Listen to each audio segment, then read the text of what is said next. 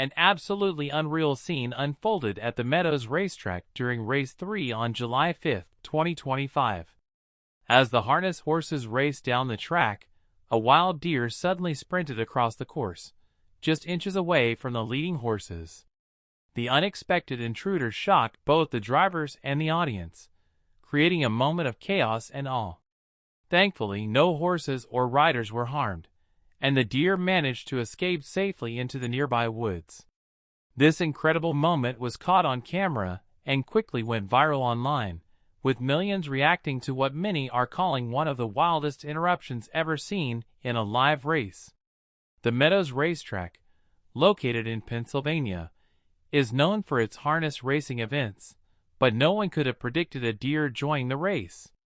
For more unbelievable moments like this, make sure to subscribe. And don't forget to share this video with your friends.